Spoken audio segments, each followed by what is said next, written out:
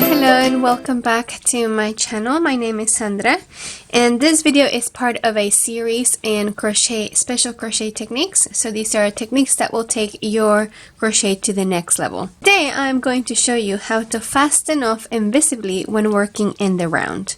So in this example I'm going to use my mittens that I am working on. These are fingerless mittens, and the edging is a Faux I-Cord edging. If you want to look at how to make this edging, you can visit this video over here that I'm going to post. And I'm going to fasten off because I am finished. Now this technique is great when you're working something like a basket, for example, for amigurumi, or even for joining in the round when you are working granny squares. Now before I show you how to make it, please remember to follow me on Instagram at nomadstitches, and also subscribe to my channel if you want to be notified of any future videos.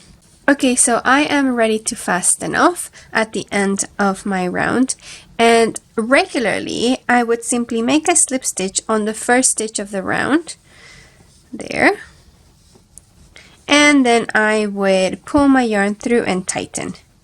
And even though that is a very effective way of fastening off, it will leave a knot at the top. And it will not be very neat when you look at it from the top.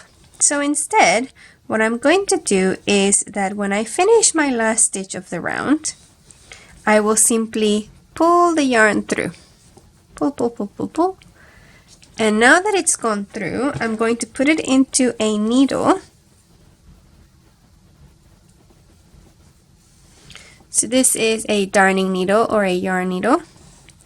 And I need to identify the second stitch of the row. So this is the first one, and this is the second one.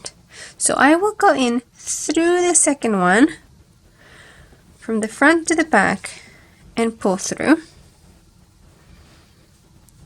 And tighten a little bit, but not too much. And then I will go back into that last stitch of the row, which is this guy, and put my needle in the middle. And I take it at the back of my work. And that's it. And now there is a new V at the top of my row. And when I tighten it, it is nice and neat. And then at the back, I can fasten off like this.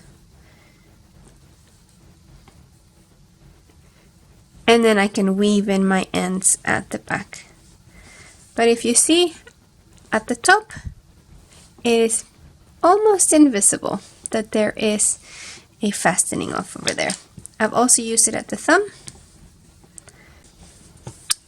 Alright, so I hope you've enjoyed this technique and I hope you use it in your future projects. Don't forget to subscribe to my channel, like and comment. See you next time. Bye bye.